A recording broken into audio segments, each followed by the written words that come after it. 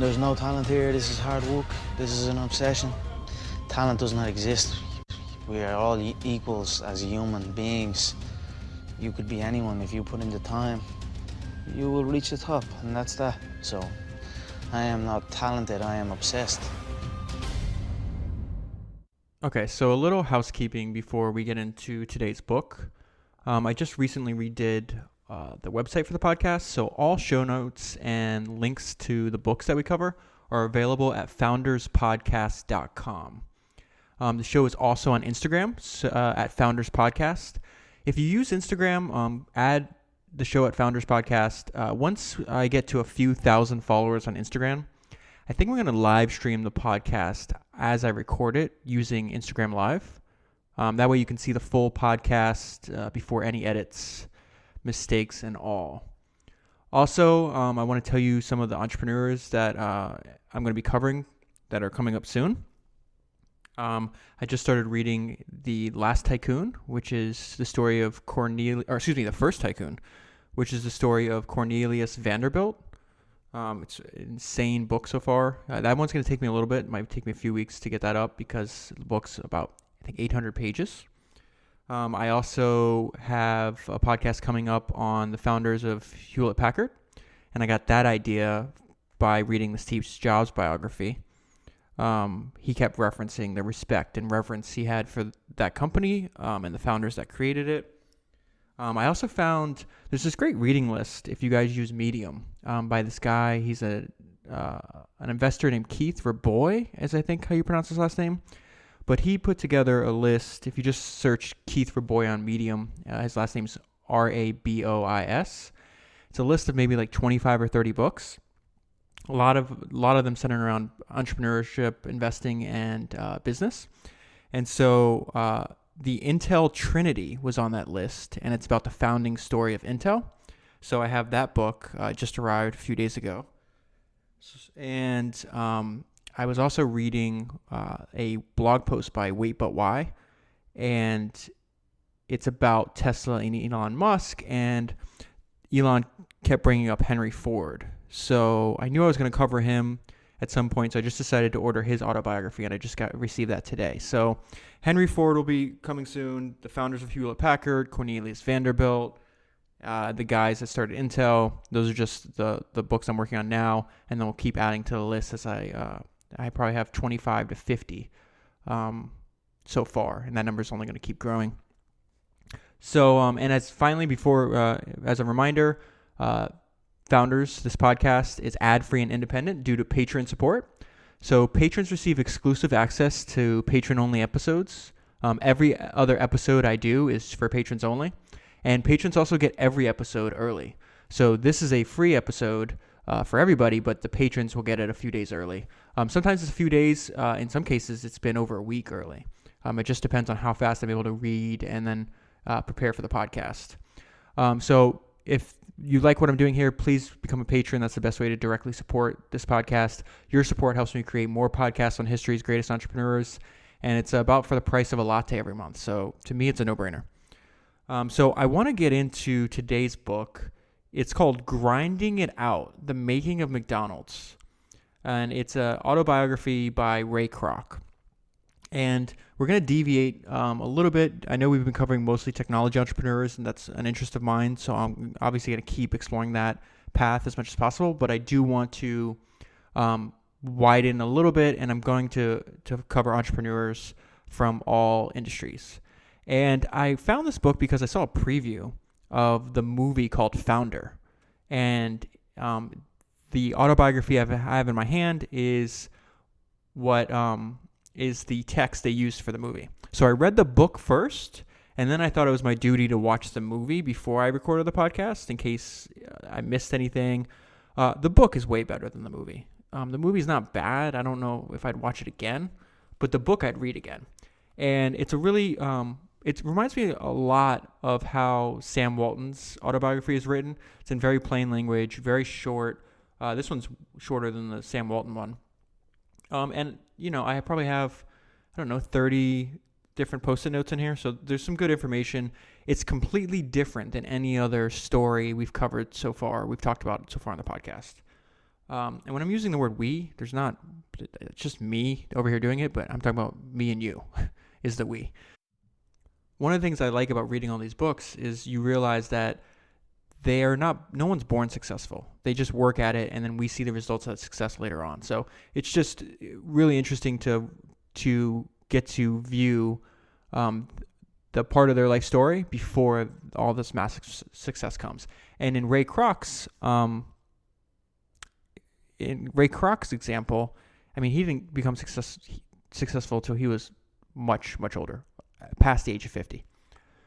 So I'm going to jump right into the book, and this is the part where he is selling his business at the time. He's selling these things called multi-mixers, which restaurants would buy from him to make milkshakes.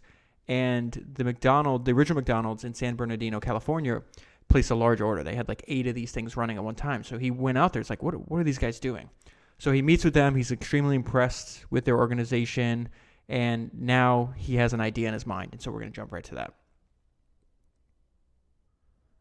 My enthusiasm for their operation was genuine, and I hoped it would be infectious and rally them in favor of the plan I had mapped out in my mind. I've been in a lot of kitchens of a lot of restaurants and drive-ins selling multi-mixers around the country, I told them, and I've never seen anything to equal the potential of this place of yours. Why don't you open a series of units like this? It would be a gold mine for you and for me too, because every one would boost my multi-mixer sales. What do you say? Silence. I felt like I'd dragged my tie in my soup or something. The 2 brothers just sat there looking at me. Then Mac gave that little wince that sometimes passes for a smile in New England and turned around in his chair to point up at the hill overlooking the restaurant. See that big white house with the wide front porch, he asked. That's our home, and we love it. We sit out on the porch in the evenings and watch the sunset and look down on our place here. It's peaceful. We don't need any more problems. We're in a position to enjoy life now, and that's just what we intend to do. His approach was utterly foreign to my thinking, so it took me a few minutes to reorganize my arguments. But it soon became apparent that further discussion along that line would be futile. So I said they could have their cake and eat it too by getting somebody else to open the places for them. I could still peddle my multi-mixers in the chain. It'll be a lot of trouble for us, Dick McDonald objected. Who could we get to open them for us? I sat there feeling a sense of certitude begin to envelop me. Then I leaned forward and said, well, what about me? So he convinces them, and Ray Kroc by trade is a salesman. So he sells them on him becoming the person that can expand all the McDonald's franchises since they don't have an interest to.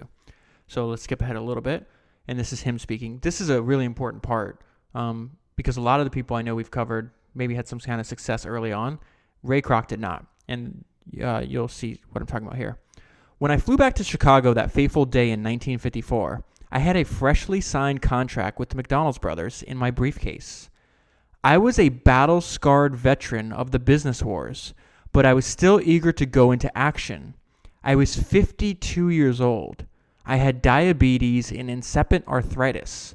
I had lost my gallbladder and most of my thyroid gland in earlier campaigns, but I was convinced that the best was ahead of me. So I think I referenced this on the podcast before, but one time I saw this guy tweet something on Twitter that's saying if you're not successful by the time you're 30, like it's too late. And he just got destroyed in his mentions where it's just example after example of people having a success way later in life. And think about this, Ray Kroc, at 52 years old, he's basically selling milkshake machines, marginally, successful at best. And by the time he dies, 30 years later, he's one of the richest people on the planet. Now, one area that Ray kind of fits into the mold of all the other entrepreneurs we're talking about is he was kind of entrepreneurial for a young age. So let me go back into his life when he was a young man. They called me Danny Dreamer a lot, even later when I was in high school and would come home all excited about some scheme I'd thought up. I never considered my dreams wasted energy. They were invariably linked to some form of action. When I dreamed about having a lemonade stand, for example, it wasn't long before I set up a lemonade stand. I worked hard at it and I sold a lot of lemonade. I worked at a grocery store one summer when I was still in grammar school. I worked at my uncle's drugstore. I worked in a tiny music store I'd started with 2 friends. I worked at something whenever possible. Work is the meat in the hamburger of life. There is an old saying that all work and no play makes Jack a dull boy. I never believed it because for me, work was play. I got as much pleasure out of it as I did from playing baseball. So the majority of the podcast is going to be about his time after he does this deal with the McDonald's brothers. But I found this one anecdote interesting, and I wanted to share it.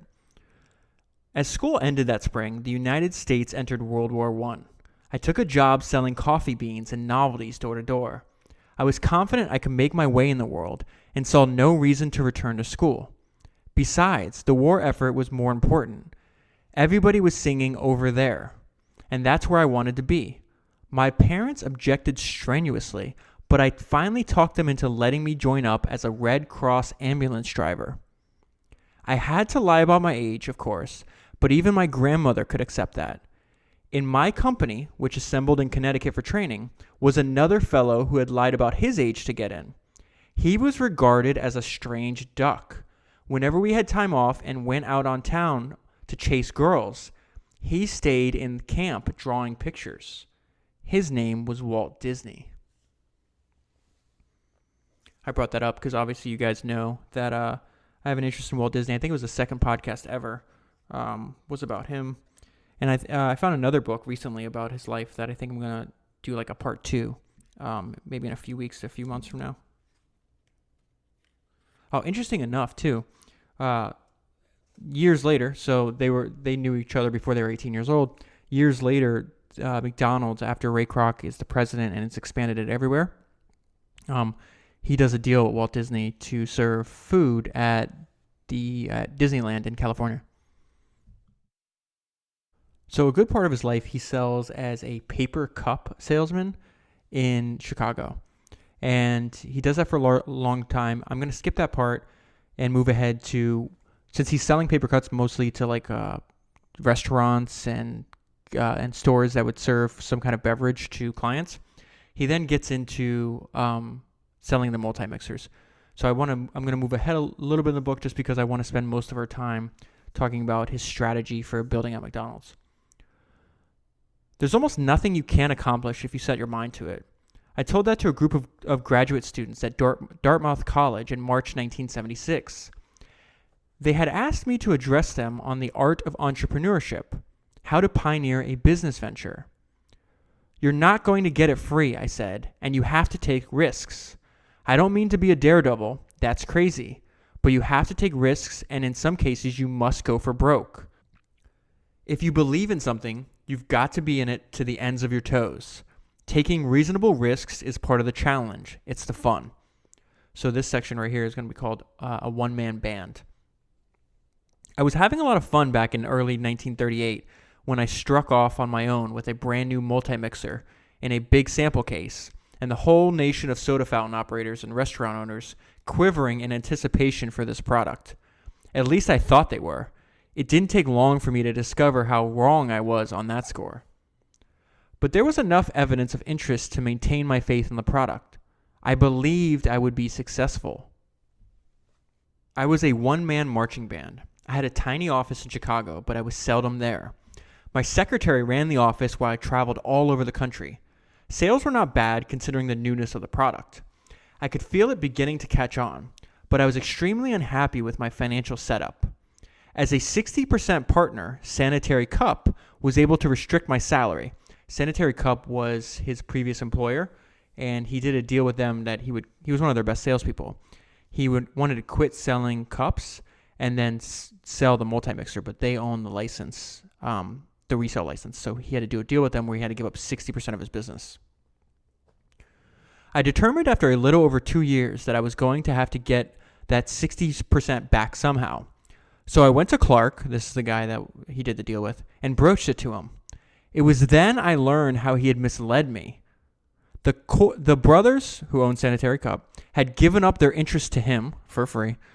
They probably never cared about the multi-mixer at all, and he was going to take his pound of flesh from my heart. I was boiling mad, but there was not a damn thing I could do about it. I think this machine you're selling has a big future, Ray, he said. I was willing to discount the present to allow you to realize that future. But if you insist on getting my share back, then I must tell you that I want a handsome return on my capital investment. Never mind that I hadn't wanted his damn capital in the first place. All right, I said, how much? I don't know how he kept from choking on his own bile as he mouthed the figure. $68,000. So just to give you some background there, the owners of the company of Sanitary Cup were holding the license, and one of their employees did this deal with Ray. But Ray didn't know, and his name is Clark, that Clark got the license from the company for free because they had no interest in selling multi-mixers. But he didn't tell Ray that for over 2 years he was getting the 60% of Ray's business while he was still working at Sanitary Cup. So he basically got screwed by this guy. And there's a couple examples in the book that he talks about how important it is to know what kind of deals you're doing, because he gets excited and doesn't look at the details, and it winds up screwing him. This is how he's going to raise the $68,000 to buy out and get, so he owns 100% of the company. And this is what I would consider the first phase of grinding it out. And grinding it out is not only the title of the book, but I would say the motto of Ray Kroc's life. I didn't know where in the hell I was going to raise the money, but I had made my mind up to do it. In the end, most of the cash came from my new home in Arlington Heights. I managed to get an increase in the mortgage, much to Ethel's dismay. Ethel's his first wife. Her apprehensions about becoming Mr. Multi-Mixer had been laid to rest at this point, and I don't think she ever got over the shock of discovering that we were nearly $100,000 in debt. She couldn't seem to handle it. For me, this was the first phase of grinding it out, building my personal monument to capitalism. I paid tribute, in the feudal sense, for many years before I was able to rise with McDonald's on the foundation I had laid. Perhaps without that adversity, I might not have been able to persevere later on when my financial burdens were redoubled. I learned then how to keep problems from crushing me. I refused to worry about more than one thing at a time, and I would not let useless fretting about a problem, no matter how important, keep me from sleeping. I knew that if I didn't, I wouldn't be bright and fresh to deal with customers in the morning. This is an interesting story how World War II now impacts his business. On December 7th, 1941, we were thrown into the war by the Japanese sneak attack on the Pearl Harbor, and I was thrown out of the multi-mixer business. Supplies of copper used in winding the motors from the multi-mixer were restricted by the war effort. A salesman without a product is like a violinist without a bow. So I scratched around and made a deal to sell a line of low-fat malted milk powder and 16-ounce paper cups for a drink called Malta-Plenty. It was mixed in the cup using the metal sleeve or collar, just like a 1 in a million. I managed to make a living on Malta-Plenty, but paying off my debt became a real nightmare. This is the debt of the $68,000 to buy 60% back of his company. I did it though, and then when World War II ended, I was able to go back to selling multi-mixers on my own. It was a glorious feeling. So the first half of the book is just a series of ups and downs. Every time he thinks he's making progress, he takes 1 step forward, 2 steps back. So this section is the downfall of the multi-mixer and the transition to McDonald's. And so he sells a multi-mixer for 2 years, realizes he's getting screwed. Then he works to buy out Clark. And when he's doing that, a war erupts, and then he's forced to not sell it for a while. Now he's back to selling it, and the company that's producing the multi-mixer is actually about to implode. It wasn't easy to be cheerful about my business in the early 1950s. Al Doty once told me that he'd like to have lunch with me because he always learned something about his own business trends. You seem to be able to see further into the future than the rest of us, he said. I believe I did, and what I saw made me very unhappy. It was clear that multi-mixers' days were numbered. Liquid Carbonic Corporation, that's the people that make the multi-mixer, stockholders had engaged in a big proxy fight. The man who had inherited the presidency was determined to continue the firm's manufacture of soda fountains out of dedication to employees who had served that division loyally for many years. His opponents wanted to scrap the soda fountain division because it was losing money. They won. Other manufacturers were cutting back too. The handwriting was on the wall, and Walgreens underscored it when, for the first time, they began pulling soda fountains out of their stores. The upshot of all this, I knew, was that I had to find a new product, preferably something that would be as innovative and as attractive as the multi-mixer had been 15 years earlier. It was not long after that I became intrigued by the stories of the McDonald's brothers and their operation that kept 8 multi-mixers whirring up a bucket brigade of milkshakes out there in sunny San Bernardino. What the hell, I thought. I'll go see for myself. So I booked my 52-year-old bones onto the red-eye special and flew west to meet my future. Okay, so now we're going to go back to where this story started. He's describing what he notices at McDonald's. It was a restaurant stripped down to the minimum in service and menu, the prototype for legions of fast food units that would later spread across the land. Hamburgers, fries, and beverages were prepared on an assembly line. Of course, the simplicity of the procedure allowed the McDonald's to concentrate on quality in every step, and that was the trick. When I read this section, it reminds me of one of my favorite quotes.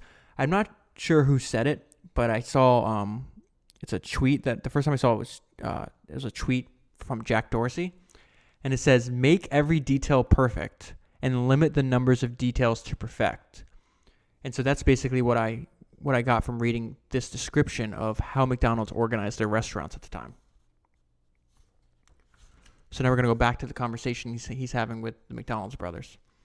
So I asked Dick McDonald, when he wondered aloud who they'd get to open a lot of similar restaurants for them, what about me? The response seemed to surprise him and his brother momentarily, but then they brightened up and began discussing this proposal with increasing enthusiasm. Before long, we decided to get their lawyer involved and draw up an agreement.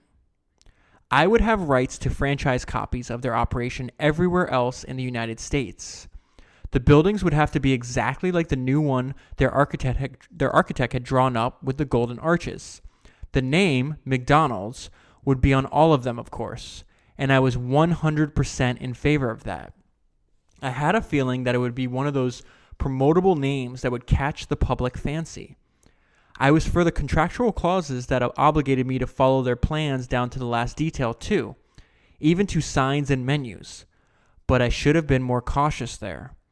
The agreement that I could not deviate from their plans in my units unless the changes were spelled out in writing, signed by both brothers, and sent to me by registered mail.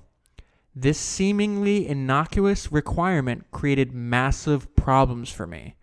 There's an old saying that a man who represents himself has a fool for a lawyer, and it certainly applied in this instance. I was just carried away by the thought of McDonald's drive-ins proliferating like rabbits with 8 multi-mixers in each one. Also, I was swayed by the affable openness of the McDonald's brothers. The meeting was extremely cordial. I trusted them from the outset. That trust would later turn to bristling suspicion, but I had no inkling of that eventuality. I don't think I pronounced that last word correctly either. So let's just pause there real quick. This agreement he's signing is the foundation to the McDonald's Corporation, which is separate from the single McDonald's burger stand in San Bernardino. And it's the foundation of what becomes one of the largest companies ever built. And he didn't even have an attorney. So I don't know. I just thought that part was pretty crazy. And let's go into the details of the agreement. The agreement gave me 1.9% of the gross sales from franchisees. I had proposed 2%. The McDonald's said, no, if you tell a franchisee you're going to take 2%, he'll balk. It sounds too full and rounded. Make it 1 9/10, and it sounds like a lot less. So I humored them on that one. The brothers were to get 0.5 out of my 1.9%. This seemed fair enough, and it was. If they had played their cards right, that 0.5% would have made them unbelievably wealthy. I've often been asked why I didn't simply copy the McDonald's brothers' plan. They showed me the whole thing, and it would have been an easy matter, seemingly, to pattern a restaurant after theirs. Truthfully, the idea had never crossed my mind. I saw it through the eyes of a salesman. Here was a complete package, and I could get out and talk up a storm about it. Remember, I was thinking more about prospective multi-mixer sales than hamburgers at that point. Besides, the brothers did have some equipment that couldn't be readily copied. They had a specially fabricated aluminum griddle, for one thing, and they set up all of the rest of the equipment in a very precise step-saving pattern. Then there was the name. I had a strong intuitive sense that the name McDonald's was exactly right. I couldn't have taken the name. But for the rest of it, I guess the real answer is that I was so naive or so honest that it would have never occurred to me that I could take their idea and copy it and not pay them 1 red cent. Just a little anecdote here. As a kind of a warning, and we see this sometimes where the McDonald's basically kills his first marriage. His wife, we're going to talk about his first wife here. Her name is Ethel. Ethel was incensed by the whole thing. We had no obligations that would be jeopardized by it. Our daughter Marilyn, what they're saying by him entering into this agreement for becoming the head of McDonald's franchise. Our daughter Marilyn was married and no longer dependent on us, but that didn't matter to Ethel. She just didn't want to hear about the McDonald's or my plans. I had done it again, and once too often as far as she was concerned. The quarrels we had had when I extended the mortgage were mere preludes to this one. It closed the door between us. She dutifully attended McDonald's gatherings in later years, and she was liked by operators' wives and by women on the staff, but there was nothing more between us. Our 35 years of holy matrimony endured another 5 in unholy acrimony. Okay, so I have this section labeled bizarre, and it's just some weird behavior from the McDonald's brothers. You can clearly see that this relationship with them is not going to last very long. So he's building out a McDonald's franchise at this time, and he needs to change something, and his contract says he has to get in writing.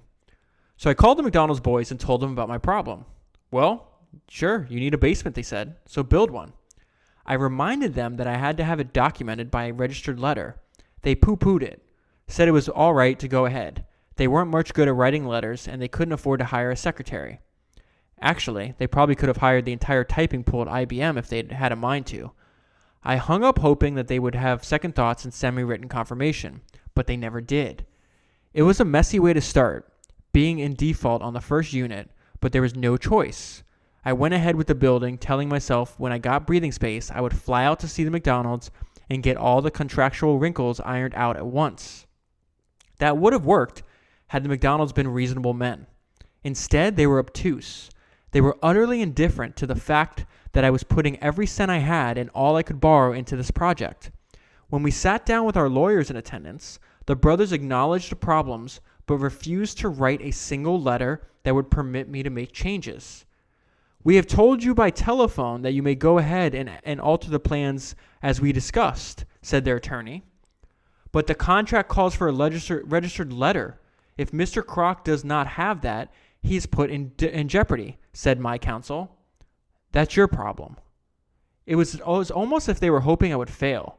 This was a peculiar attitude for them to take because the more successful the franchising, the more money they would make. My attorney gave up on the situation. I hired another and he quit too, saying I was plain crazy to continue under such conditions. He could not protect me if the McDonald's should close in on me. So I said, let him try, and I plunged ahead. So at this time, he's developing franchises, but he still has his day job selling multi-mixtures. I do want to say something that it'll become apparent, I think, if you read the book and throughout the podcast. He wasn't the easiest person to deal with. There's a lot of people that were entrepreneurs that we're covering on the podcast. I think almost every single one is headstrong. Maybe that's why they don't get just jobs like normal people. But you can definitely get the sense that he was hard charging and probably really hard to deal with. So I just want to get that out of the way. So here's a little bit about his schedule before he's able to do McDonald's full time. I would drive down to Des Plaines, that's where the first McDonald's store is, each morning and help get the place ready to open. The janitor would arrive at the same time that I did, and if there was nothing else to be done, I'd help him. I've never been too proud to grab a mop or clean up the restrooms, even if I happen to be wearing a good suit. But usually there were a lot of details to be taken care of in terms of ordering supplies and keeping the food operation going, so I could write out a detailed instructions for the manager. The manager's name's Ed. Ed came in about 10 o'clock in the morning to open the store at 11 o'clock. I would leave my car at the store and walk the 3 or 4 blocks to the Northwestern station, where I'd catch the 7:57 express train to Chicago and be in my office before 9 o'clock. In the evenings, I would commute back to the plane and walk over to the store. I was always eager to see it come into my view, my McDonald's. But sometimes that sight pleased me a lot less than other times. Sometimes Ed would have had forgotten to turn the sign on when dusk began to fall, and that made me furious.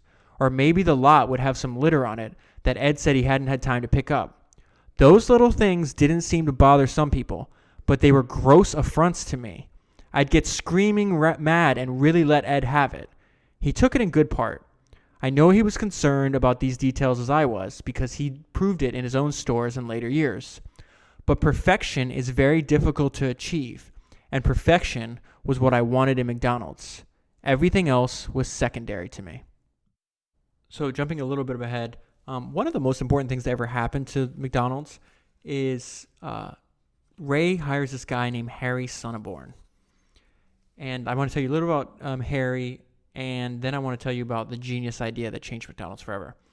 Yet I had to admire the way he studied the legal and financial problems we were steaming into. He immersed himself in stacks of books and learned the ins and outs of contracts and financial maneuvers, as well as the lawyers and the bankers. And that wasn't his trade. He had previously worked at, I think, Dairy Queen. One of the basic decisions, and this is before I get into the genius idea Harry came up with, this paragraph was really surprising to me. I think actually really smart too. One of the basic decisions I made in this period affected the heart of my franchise system and how it would develop. It was that the corporation was not going to get involved in being a supplier for its operators. My belief was that I had to help the individual operator succeed in every way I could. His success would ensure my success, but I couldn't do that and at the same time treat him as a customer. So what he's saying, there's a lot of franchisees or franchisors. So they have you sign a franchise agreement, and then you have to buy the supplies needed from the franchise from them. He didn't do that.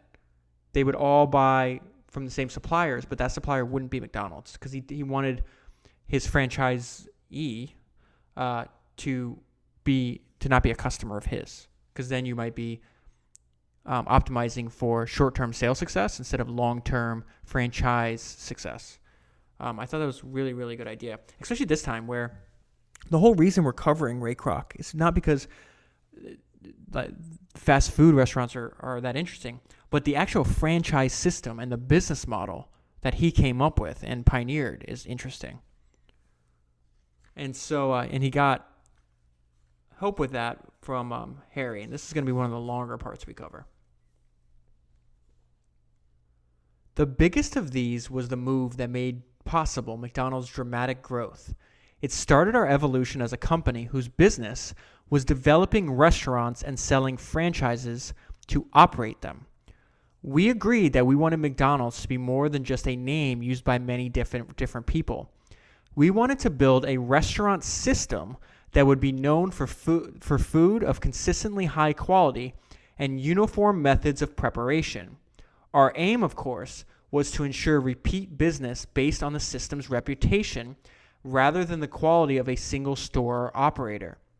This would require a continuing program of educating and assisting operators and a constant review of their performance. It would also require a full-time program of research and development. I knew in my bones that the key to uniformity would be in our ability to provide techniques of preparation that operators would accept because they were superior to methods they could dream up for themselves. But research and development and a staff to supervise the service operators effectively takes money. Now remember, at this time, he's only making 1.9% of franchisees' gross sales, and he has to give up 0.5 of that to the McDonald's brothers. So effectively 1.4%. And they're selling hamburgers at the time for 15 cents. So it's not going to get it done. So this is where they changed the business model of what is known as McDonald's today. The experience of Tasty Freeze and Dairy Queen, two prominent franchising firms in the country at that time, and our own sense of direction with the units in California, led to the conclusion that the only practical way for McDonald's to grow as we envisioned would be for us to develop the restaurants ourselves.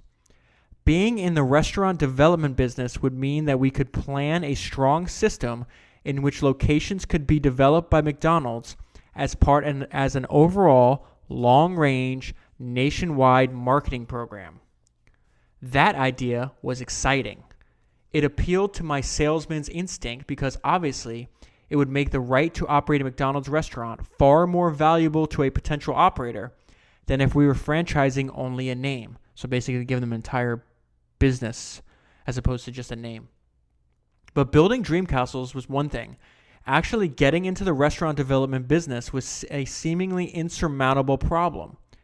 Harry's solution, the formation of Franchise Realty Corporation, was to my mind a stroke of financing genius. And here's how they do it. Franchise Realty was a supreme example of a guy putting his money where his mouth is. I did a lot of talking about the ideal way to develop McDonald's with the kind of quality and uniformity that would ensure our success. And when Harry came up with a way to make it possible, I backed it by going into hawk for everything I had. My house, my car, you name it. Talk about grinding it out. So he's saying he put every single asset he did as collateral to what they're about to do. I felt like Samson with a fresh haircut, but that dream of what the company could be sustained me. We started Franchise Realty Corporation with $1,000 paid in capital, and Harry parlayed that cash investment into something like $170 million worth of real estate. Here's the genius part. His idea, simply put, was that we could induce a property owner to lease us his land on a subordinated basis. That is, he would take back a second mortgage so that we could go to a lending institution, in those early days it was a bank, and arrange a first mortgage on the building. The landlord would subordinate his land to the building. I must admit that I was a bit skeptical. Why would a landlord want to do that? But I let Harry plunge ahead without interference. I believe that if you hire a man to do a job, you ought to get out of the way and let him do it. If you doubt his ability, you shouldn't have hired him in the first place. I knew that Harry had schooled himself thoroughly in the fundamentals of leasing agreements. In addition to the volumes he poured over, he hired a consultant from Washington, D.C., and an expert in real estate deals named Dreyfus. Harry brought this fellow to Chicago and has spent a week talking to him for $300 a day. June Martino, who's working with them, was afraid I was going to blow my top and throw Harry and his consultant both into the street. But that was the farthest thing from my mind. I know that you have to spend money to make money, and as far as I was concerned, Harry was simply doing the job I'd hired him to do. One of the reasons his subordinated lease idea worked so well was that in the late 50s, we didn't have the proliferation of franchise operations and the fierce competition for commercial fringe property that developed in the course of the next 25 years. Another reason was that both Harry and I were pretty good salesmen, and we could romance a property owner with the notion of earning at least a little something from his vacant land. This was the beginning of real income for McDonald's. Harry devised a formula for the monthly payments being made by our operators that paid our own mortgage and other expenses plus a profit. We received this set monthly minimum or a percentage of the volume the operator did, whichever was greater. After a time, we began realizing substantial revenues from this formula, and we could see that we were merely nibbling around the edges of this huge hamburger frontier we were exploring. So that's exactly why you've probably heard the saying that the McDonald's is in the real estate business, not the hamburger business. They found a way to finance their operations by being a realty company first and then selling hamburgers on that land. So just jumping ahead, this is just a random little anecdote I liked. I'll just read it. June Martino believed, for example, that I once fired a member of our staff because he didn't wear the right kind of hat and didn't keep his shoes shined. She was correct as far as it went. I didn't like those things about the man, but those weren't the reasons I fired him. I just knew that he wasn't right for us. He was prone to making mistakes, and the hat and shoes were merely symptoms of his sloppy way of thinking. When I read that, it made me think of one of my all-time favorite quotes. I think it's attributed to Bruce Lee, but it's really hard to tell if it actually came from him or not. And it's, how you do one thing is how you do all things. And it's something I just kind of remind myself. If I find myself slacking or making a lot of mistakes in one area, it usually means I'm not focused about everything I'm doing. And so it just reminds me to take a look at everything I have going on. It's usually a sign, like this, like he was saying. The fact that he didn't wear the same hat, even though all of them were supposed to be in the same uniform, or shiny shoes, just means that he was sloppy. So is that a reason to fire him? No, but it's probably an indicator of something else that he's doing incorrectly as well. This part I labeled a 30-year overnight success. My years of experience in selling paper cups and multi-mixers paid off because I knew exactly what hands held the strings I wanted to pull to get the jobs done. People have marveled at the fact that I didn't start McDonald's until I was 52 years old, and then I became a success overnight. But I was just like a lot of show business personalities who work away quietly at their craft for years, and then suddenly get the right break and make it big. I was an overnight success, all right, but 30 years is a long, long night. So now some of this is just random business advice he has peppered throughout the book. This one is, I have the note I wrote is, good idea on why to focus on details over grand design. I always felt comfortable working with Fred Turner because he's a detail man like I am. There is a certain kind of mind that conceives new ideas as complete systems with all their parts functioning. That sentence, I would say, describes Steve Jobs, who we covered on the podcast, and Edwin Land, who we also covered on the podcast. I don't think in that grand design pattern. I work from the part to the whole, and I don't move on to the large-scale ideas until I've perfected the small details. To me, this is a much more flexible approach. For example, when I was starting McDonald's, my original purpose was to sell more multi-mixers. If I had fixed that in my mind as a master plan and worked toward that end, my system would have been far different and in a much smaller scale creation. Once in a while, I have great ideas strike me in the middle of the night, sweeping plans that I could see complete, or so it seemed. But every time, these things turned out in the clear light of the following days to be more fanciful than functional. And the reason usually was that some small but essential detail had been overlooked in my grand design. So at the risk of seemingly simplistic, I emphasize the importance of details. And here's his main point. You must perfect every fundamental of your business if you expect it to perform well. Here's his random thought on competition. My attitude was that competition can try to steal my plans and copy my style, but they can't read my mind, so I'll leave them 1.5 miles behind. So, jumping a little bit ahead in the book, this entire time he has a somewhat contemptuous relationship with the McDonald's brothers, and now he's devising a plan to get out of a contract and become the sole owner of McDonald's.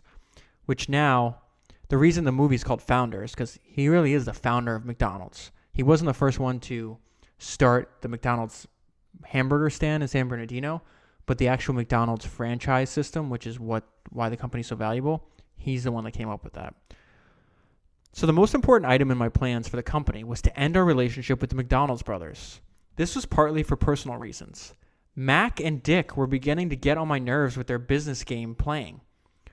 For example, I had introduced them to my good friend and paper supplier, Lou Pearlman, and they began buying all their paper products from him too. They would come to Chicago and visit Lou and ask him to drive them around to see all the McDonald's locations in the area, which he did, but they would not come by corporate headquarters or even call me on the telephone. Lou would fill me in later on where they'd gone and what they had said. But the main reason I wanted to be done with the McDonald's was that their refusal to alter any terms of our agreement was a drag on our development.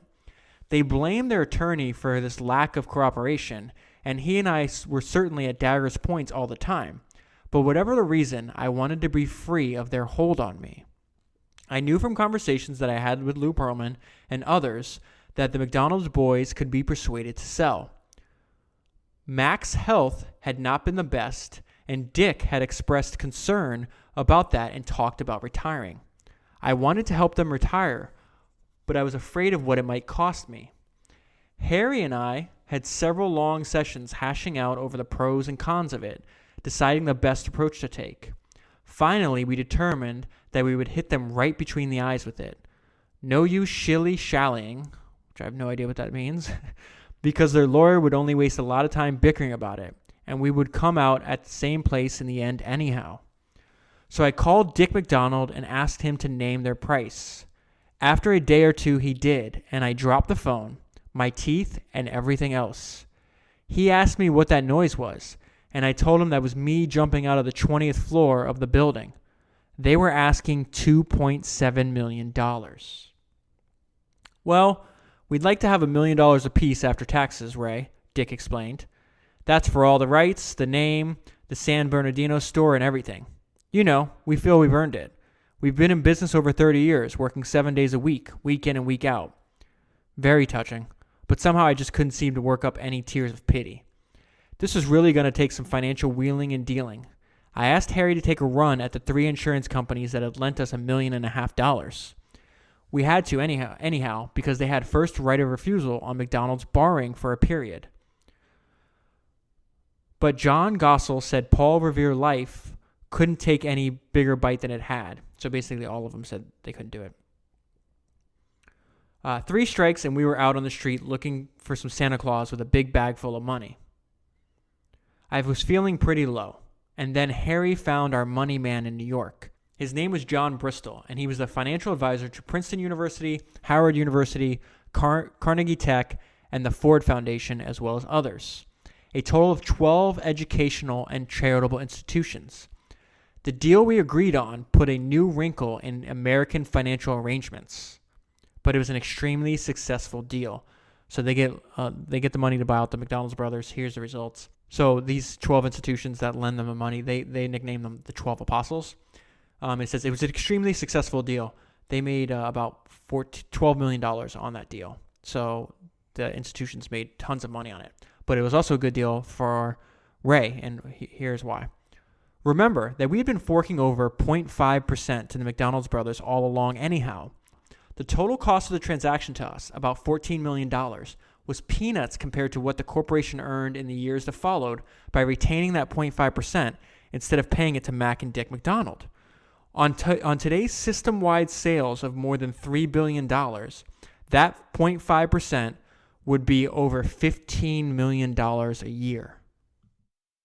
So if the McDonald's brothers didn't sell out for $2.7 million total, they could have been making $15 million a year and having to do nothing, just sit back and collect. And this part of the book is just his random Ray's just thoughts on the effect of advertising. We had solved our supply problems in California and built more stores. Business gradually picked up, but it remained far lower than it should have been. In midsummer of 1963, Nick Karos came to me with a proposal he had drafted for a television advertising campaign. The projected cost was $180,000, and he wanted to pay for it by raising the price of hamburgers in our company-owned stores a penny, from 15 to 16 cents. Nick, this is a terrific plan, I said, but we're not going to raise the price. What I want you to do is go back to Chicago and present this to Harry Sonneborn. Make him come up with the money. I knew he'd be able to do it because the logic of his one-page memo was irrefutable. It demonstrated precisely how an ad campaign would repay its cost many times over, while failing to spend the money would cost us much more in the long run. Nick was successful, although Harry went along rather reluctantly. The advertising campaign we put together was a smash hit. It turned Californians into our parking lots as though blindfolds had been removed from their eyes, and suddenly they could see the golden arches. That was a big lesson for me in the effectiveness of television. And that's definitely something you still see with McDonald's today. They're one of the largest spenders on advertising in the world. Moving ahead a little bit in this book, this is a highlight of a passage that the note I left was, "This guy's a little nuts." Some people are bachelors by nature. I am not. I guess I need to be married to feel complete. That's why I fell so hard for Jane. Her name was Jane Dobbins Green. She was John Wayne's secretary. A mutual friend introduced us, and I was charmed by Jane's sweet disposition. We had dinner together the night after we met, and the next night, and the night after that. In fact, we had dinner together 5 nights in a row. I was enchanted. Within 2 weeks, we were married. Okay, so this is when McDonald's is preparing for an IPO.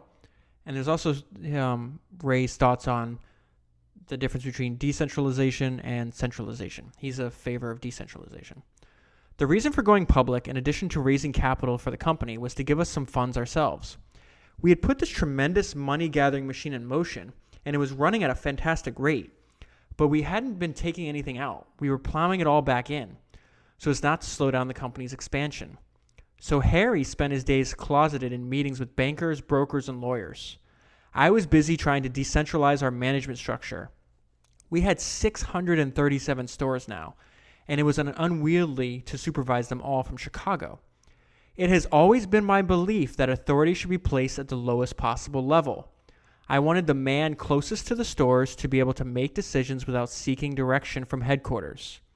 Harry didn't see things my way in this matter. He wanted tighter corporate controls, a more authoritarian posture.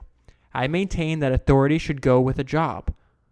Some wrong decisions may be made as a result, but that's the only way you can encourage strong people to grow in an organization. Sit on them and they will be stifled. The best ones will go elsewhere. I knew that very well from my past experience with John Clark at the Lily Tulip Cup when he was selling paper cups.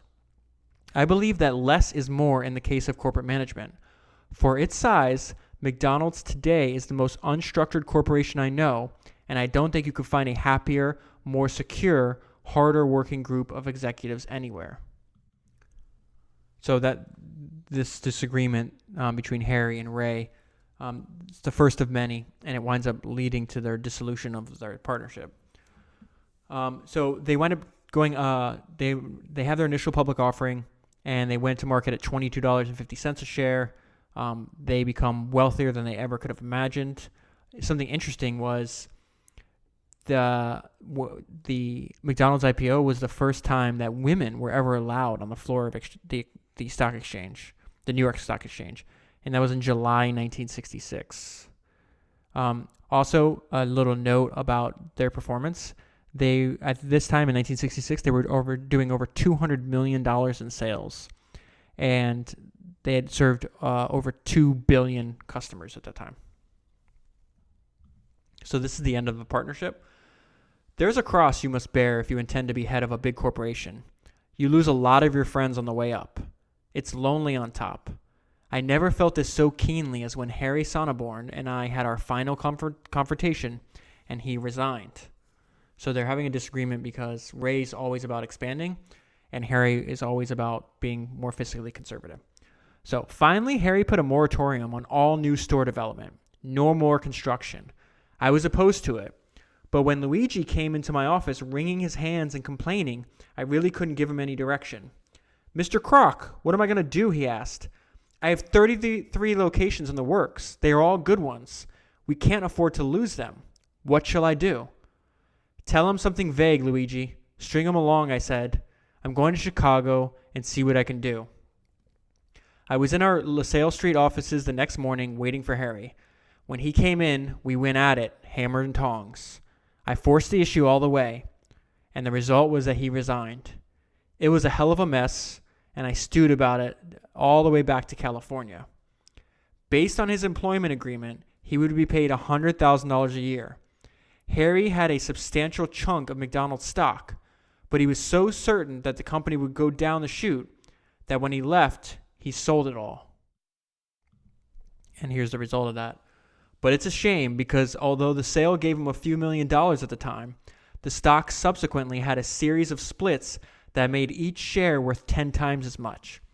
Had he kept it, his stock would be worth over $100 million. So his lack of faith in us was very costly to him. So now at this point, Harry was his partner, one of the first few people that were hired and built when McDonald's only had one store, and now they have hundreds. and he's out. So Ray's running it by himself. He does this for a while, and after the IPO, he lets somebody else take over as CEO. At last, I felt like a complete person. Now I told myself I could take life a little easier and enjoy it. I was finished grinding it out. But business is not like painting a picture. You can't put a final brushstroke on it and then hang it on the wall and admire it. We have a slogan posted on the walls around McDonald's headquarters that says, "Nothing recedes like success. Don't let it happen to us or you." I wasn't about to let it happen to me. Fred's the guy he named as CEO.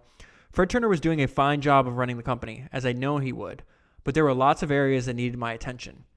In many corporations, when the top guy moves up, it's to a figurehead role. He becomes chairman of the board. Not me. In fact, Ray goes to work even after he has a stroke and he's in a wheelchair.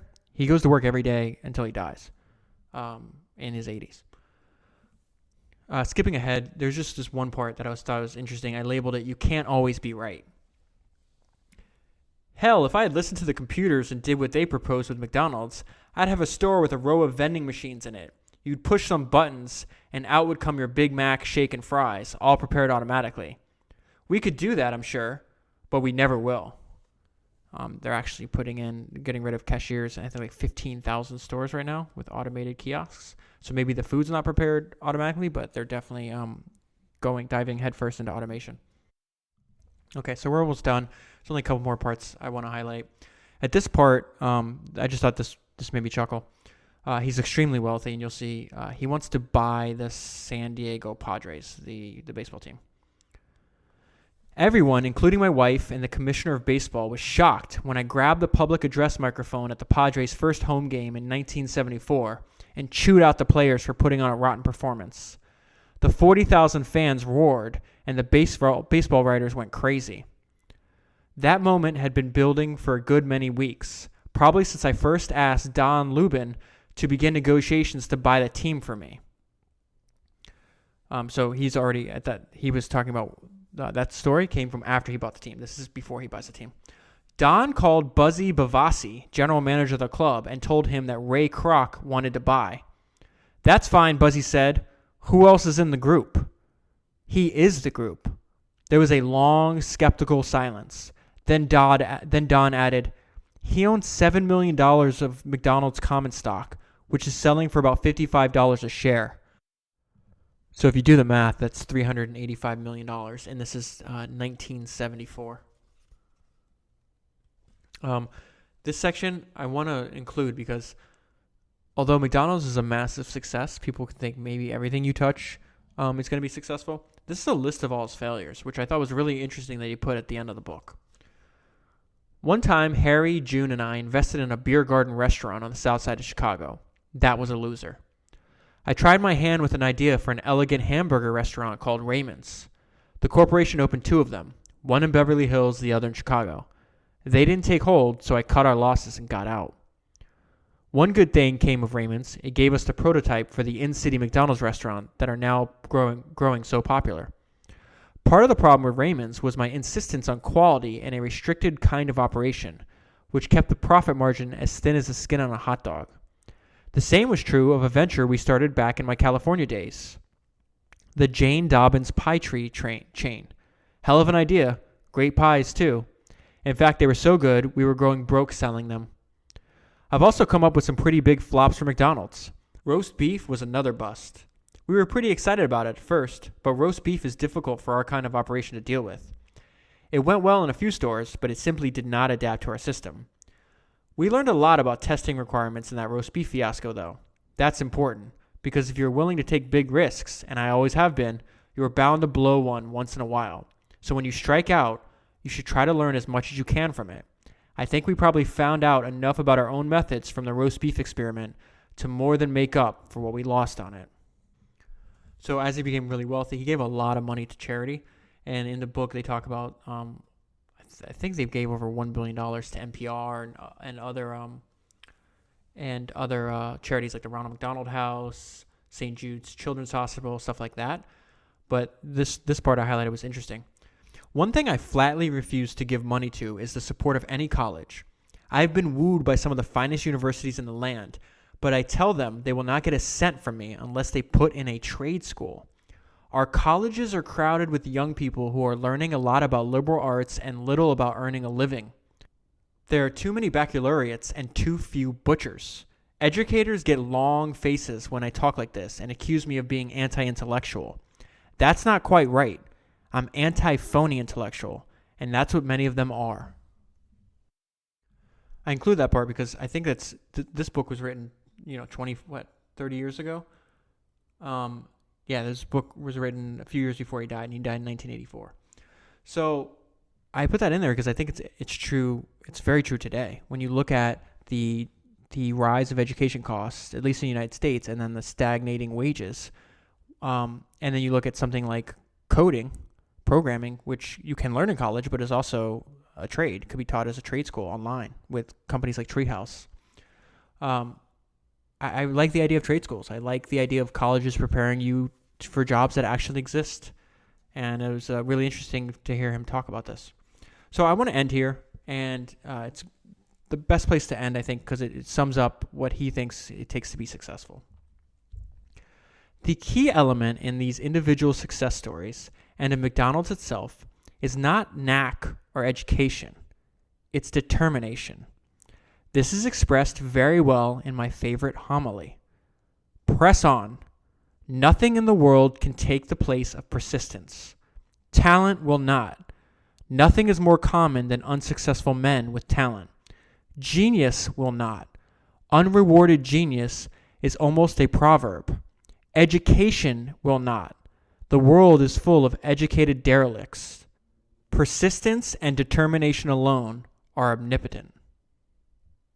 I don't think it's a surprise that he's gonna prioritize persistence and determination, considering the name of his memoir is Grinding It Out. I definitely recommend buying the book. It's a really fast read. I think it's like 200 pages. I read it in like 2 days. And as you can see from the parts we highlighted, it's really plain language, easy to understand, and it goes into way more detail. As a reminder, these podcasts are not meant to be summaries. This is just to highlight the parts I found interesting, to give you some ideas and hopefully get you excited about reading, because I do think reading more books and less social media is important. If you find this podcast valuable, there's many ways you can support this podcast. You can leave 5-star reviews on iTunes or anywhere else the show appears. You can tell your friends about it or link to it on social media. Or you can sponsor the podcast directly by becoming a patron. And if you become a patron, you get every episode early, and you'll receive exclusive access to patron-only episodes, which every other episode I create is just for patrons only. I appreciate it. You make this show possible, and I will talk to you next week.